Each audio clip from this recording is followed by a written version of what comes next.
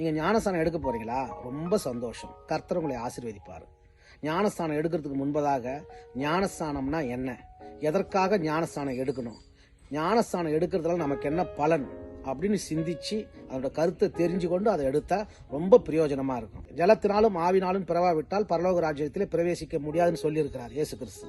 புதிய ஏற்பாட்டில் யோவான் ஸ்நானகன் வனாந்தரத்திலிருந்து வந்து ஜனங்கள் எல்லாருக்கும் மனம் திரும்பி பாவ அறிக்கை செய்து ஜலத்தினாலே ஞானஸ்தானம் எல்லாருக்கும் கொடுத்தான். எல்லா மக்களும் ஏற்றுக்கொண்டு ஞானஸ்தானம் எடுத்தாங்க. இயேசு கிறிஸ்துவே வந்து அவர்கிட்ட எடுக்கிற போது யோவான் ஸ்நானகன் சொல்றாரு, ஐயா, நான் உங்ககிட்ட ஞானஸ்தானம் எடுக்கலான்னு இருந்தேன், ஆனா நீங்க எங்க கிட்ட வரீங்களே, தேவனுடைய நீதியை நிறைவேற்ற இடம் கொடுன்னு சொன்னார்.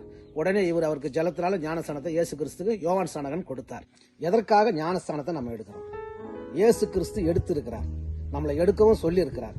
அவர் வார்த்தைக்கு கீழ்ப்படிஞ்சு அப்படியே நான் ஞானஸ்தானம் எடுக்கிறேன். ஞானஸ்தானம் எடுக்கிறதுனால எனக்கு என்ன பலன் அப்படின்னு பாத்தீங்கன்னா, ஊர் மக்கள் மத்தியிலும் சபை மக்கள் மத்தியிலும் என் குடும்பத்து மத்தியிலும் சபையுடைய ஊழியக்காரர்கள் மத்தியிலையும் நான் பழைய மனுஷனா என்னை கலைந்து புதிய மனுஷனாகிய இயேசு கிறிஸ்து என்னுடைய இருதயத்தில் தரித்துக் கொள்ளணும். தனிப்பட்ட வாழ்க்கையில ஒரு மாற்றம், ஆவிக்குரிய வளர்ச்சி, பரிசுத்தத்துல வளர்ச்சி, இந்த 3 காரியத்தை கர்த்தர் நம்ம இடத்துல எதிர்பார்ப்பார். இது அனுதினம் நம்ம இதற்கான முயற்சிகளை நம்ம எடுக்கிறோமா, இல்ல பழைய மனுஷனாமே வாழணும் சொல்லி நம்மை நாமே சிந்தித்து பார்க்கணும். பரிசுத்த ஆவியானவருடைய நிச்சயத்தை நம்ம பெறறோம்.